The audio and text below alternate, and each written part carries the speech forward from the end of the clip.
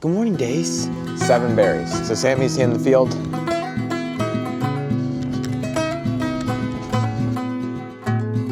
ones that we're getting are very nice. Yeah, you like that? Wow. Mom made the front page of the newspaper.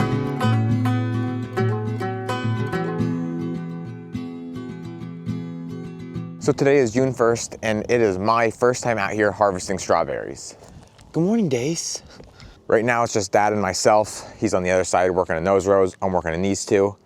I have went from the beginning here all the way out to my tray, if you can see it, which is about 20 yards, 60 feet. And I have gotten a little over 2 quarts of berries, which if you know anything about berries, that's not very good. This end here is some of the best plants as far as like healthy looking goes, but there's just little to no berries on the plants.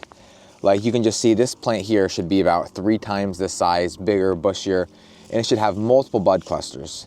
This is the only bud cluster. That's the only 2 red berries that are on it. And besides that, there's a couple green that are probably never gonna make anything of themselves. This is what the berries look like so far. The ones that we're getting are very nice, decent sized, just few and far between.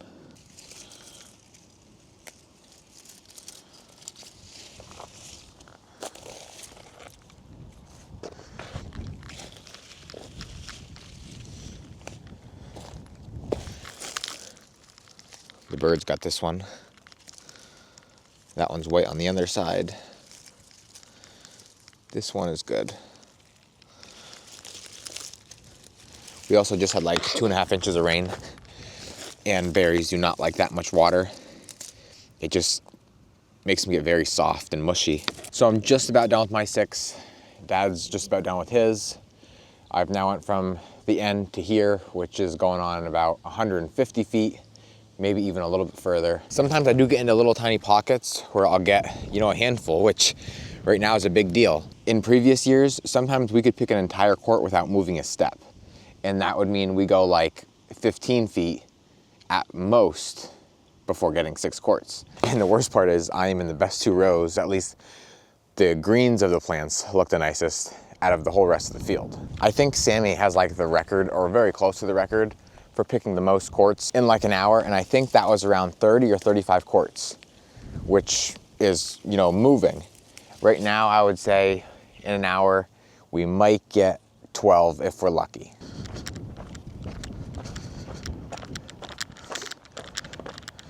The dogs are waiting for their snack. It doesn't look the best. I ate half of it. Looks pretty good to me. Berries are real good picking today. Are they? No. How many you got? I got 6. That's it? Yeah. How far out you are? How far out are you? About 50 yards, like 150 feet. I said probably the most you ever picked was like 30 or something in an hour. Me? Yeah. More than that. Wasn't much more than that, whatever it was close. I think it was like 36. Now, if you'll be lucky if you can get 12. It's a little bit dark back here. These are mine, these are Dad's. You can actually tell the difference in just the varieties. His are like about the same size, but they're a little bit softer. I would say they wouldn't hold up as long as a Galetta. And that's why I always said I like Galetta more than any other variety, because of just how big they get, how nice the plants are, and how long like their shelf life is. Now, when we originally put this field together, I think we wanted 4 rows, which was like a quarter of the field or something close to that of Galetta, because like I said, we liked them so much, but the company had some kind of failure, couldn't get them. So we ended up going 2 rows with Galetta and then 2 rows of Yambu. And Yambu is what Dad is picking now, or was picking. That's what's in those 6 quarts. And like I said, they look really nice. Not really disappointed with them at all. But then the other like 4 rows after that, 1, 2, 3, 4, up until this drive road, were from a different company altogether, because again, Norse couldn't get what we wanted, and they have almost all completely died, like huge failure. We'll never get from them again. I don't know why it happened, but I think it has a lot to do with how good you take care of your plants and not let diseases in and spray them, all that kind of stuff. And so that's why from here on out, if we decide to go with more berries, it'll almost always be from Norse Farms. I can't remember how many years we've been doing berries for, but me and my buddy, who comes around every now and then, made all of these strawberry carriers when we were in high school. And so I think we started berries around like 2017 or something close to that. We made a total of like 10 carriers, which make it really nice, obviously, for these quarts, so we don't have to buy them.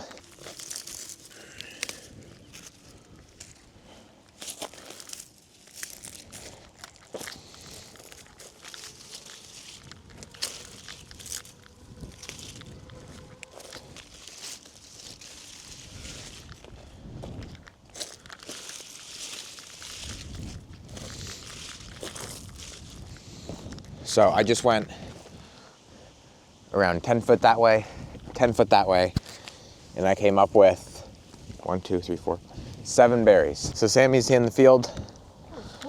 How are you making out? Huh? Not bad. She's got 3/4 of a quart. These are actually a little more promising than mine, which my shadow's in the way. But like mine, That's beautiful, that one. I know, some of them are really nice. Mine, you don't even see these nice little clusters coming on. Like, it's basically whatever I'm picking is all that's there, and then they're done. These have a little bit more promise to them, but not a ton.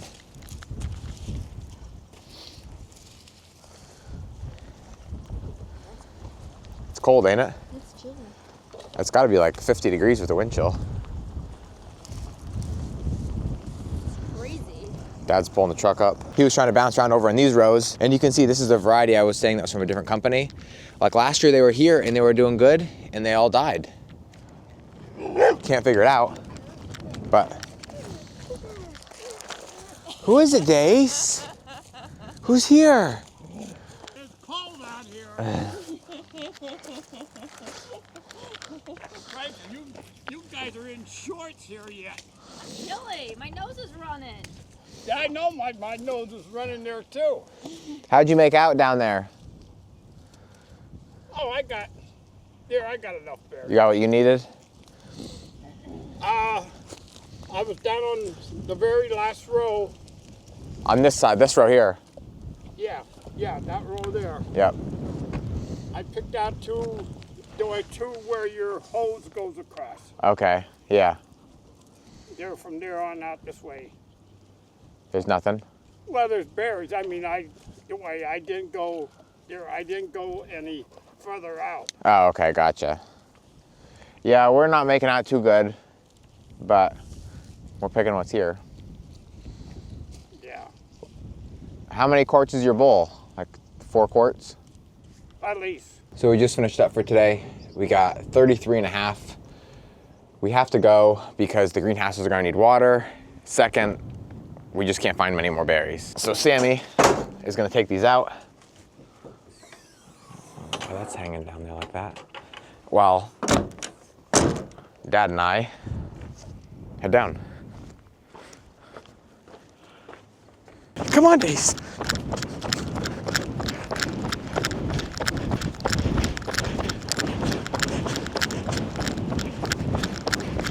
Back here in the greenhouse, Mom's watering.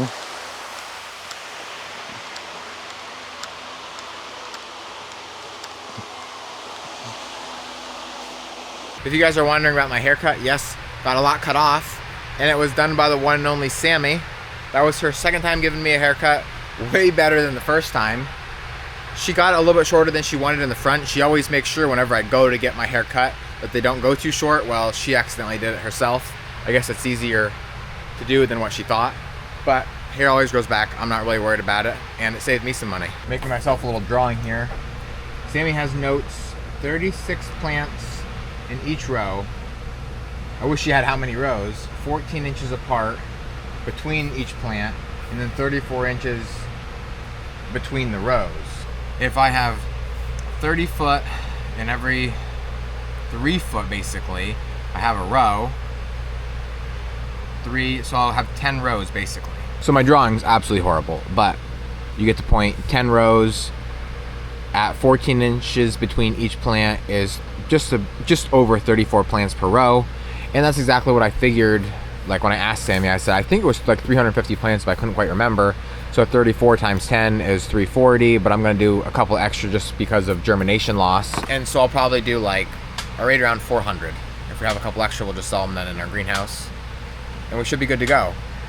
I'm a little nervous because I want to plant half and half, but like Mom said, if the zinnias don't turn out like we hope, well then we have half of a patch that we don't like. So we're gonna do 75-25, and hopefully they're all beautiful, and then next year we'll do half and half, but for this year, we'll just see. And the only reason I want to change it is just because we've been doing the same thing year after year after year, which isn't a problem because people love it. Like now, we're starting to get quite a bit of a following to where people are coming in the market, like as of yesterday, asking when we're going to be planting so that way they can come pick.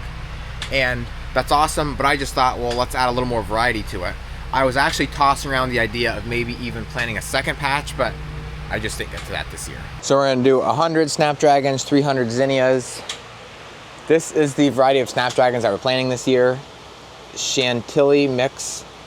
And then we always do the Binary Giant mix for the zinnias. And the reason we're not planting the zinnias that we plant here in the greenhouse, well, the Binary we did start to plant this year, but usually we do Snapdragon like Montego mix, and there's 2 other varieties, can't remember. Anyway, they're a lot shorter. They're nicer for like, you know, your little landscaping, but when you're doing a big patch like this and like cut flowers, you want something big, beautiful, something that's gonna catch people's attention.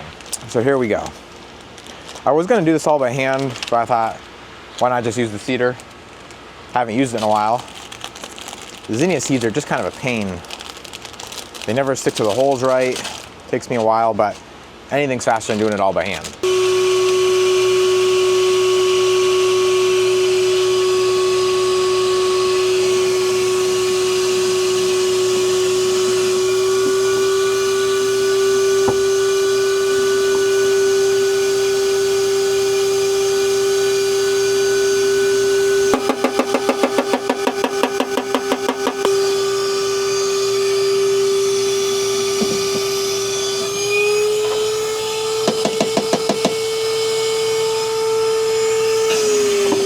Because these seeds are heavy and sometimes they don't stick to the hole very well, they flop out of their cells. So then I'll go through and try and make sure there's only one in each cell, which I might screw up a little bit, but usually I'm pretty good at it.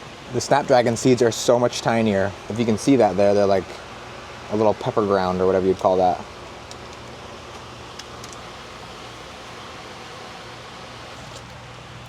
All right, last step.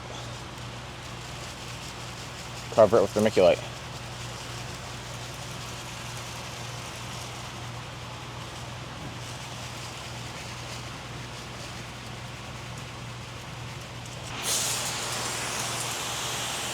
Final step, water it in.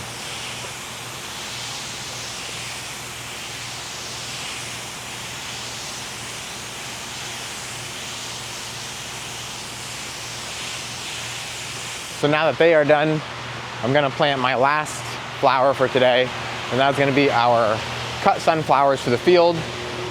I start them out in a 72 cell tray, and then probably, you know, once they get 2 or 3 inches high, we'll transplant them into the field using our planter like we plant everything else.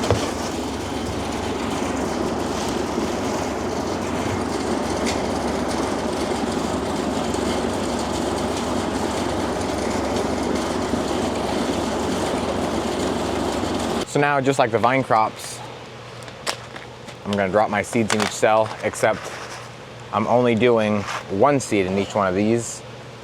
In the vine crops, we do 3.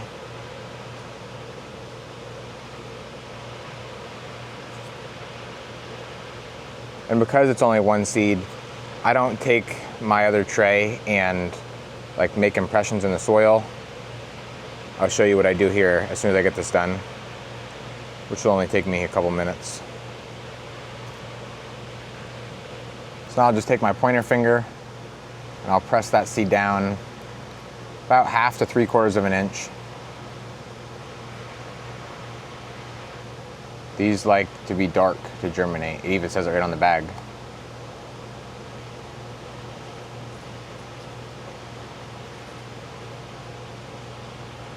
Two seeds in that one.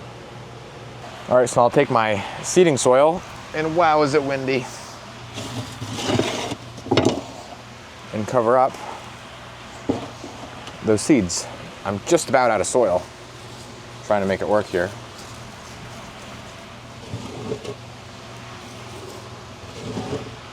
That'll work. And that is it.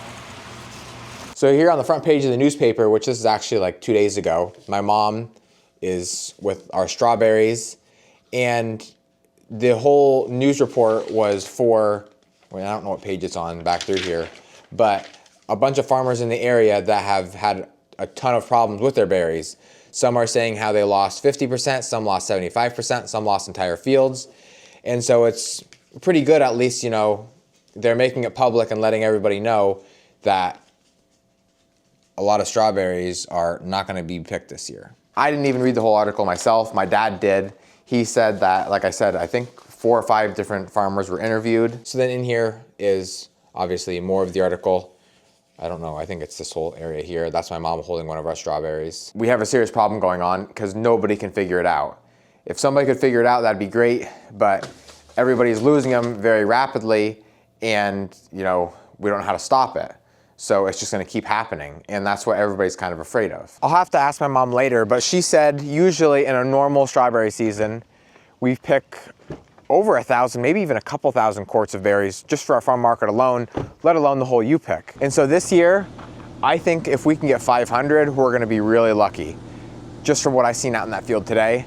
The first day, I think they picked around 25 or 30, then they picked 70 a couple days ago, or maybe 2 days ago, and then today we picked another 30. So we're over 100 now at this point, but like I said, it's just not looking good. So I came out here to the farm market. I haven't really done much out here in a little while, and we've been having some problems, but also making some upgrades.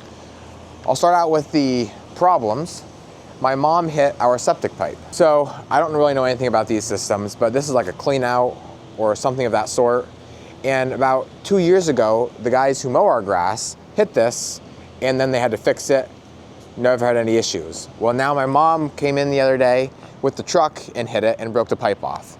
So now we have this issue that has to be resolved. Not only is it broken, but there's a T down in there that has to be, you know, re-glued on. It will actually sawed off, re-glued on, and then, you know, get everything back up and working again. So that's the first issue. Second issue was then we had it clogged. So we had to call a company, I don't know who she called, but they had to come out then and, you know, blow everything out. And obviously this is like sewer, so it's kind of gross, but everything has to be done because we have a bathroom that needs to be open to the public. So that's the problem. Now we'll go to the upgrades. One of the upgrades wasn't really an upgrade. What you've seen in my last video, I was tilling our zinnia patch. The tiller is right there behind me. I don't know if I'm gonna be putting any fertilizers in the soil. I'm gonna talk to Dad about that. But as soon as we get that put on or tilled in, whatever we need to do, then we'll be tilling it one last time before we cover it with fabric and start planting the zinnias. Now for the upgrades, we have this mobile freezer that is not ours. It is actually the guy who is working on our freezer to get it up and running. Now, if you've been following along with the videos, you'll know that Frank, the guy who's been working on this, has been working on it for, I don't even know, when did we get that? Was it a year ago or over a year ago? I don't know, maybe 2 years ago. It's something crazy like that. We bought the freezer and then brought it out here and got it up in like a week or two. But after that, we started having the issues. And it wasn't really so much issues, but it was just making sure everything was secure, then getting the wiring and just, you know, everything that pertains to a freezer up and running. I guess he had to make like a drain tube that comes out of the back of here. You can see all the wiring going in. And because this was a used unit, you know, it came with its complications with everything not going together exactly right. And also Frank works another full-time job, so it was hard for him to come here. It wasn't like he was here every day. He might not show up for 2 or 3 weeks at a time. But him knowing that we needed this, he brought this, which he rents out, so we could use this in the meantime. But now he wants to get this back out in the field, you know, for anybody who wants to rent it and get ours actually up and running. So I haven't been out here at all, but I do know that they've been making a lot of progress, and it is just about ready from what I understand. Like they're thinking in 2-3 days, we should be having a working freezer. Was this closed? Oh. Yeah, you like that? Wow. When we bought this thing did not even operate. I don't know why, but now it actually does, and it works really, really good. That's one thing about Frank, and I don't even know that much about the guy, but when he does a job, he does it right, he does it thoroughly, and makes sure when it's done, and there is no going back.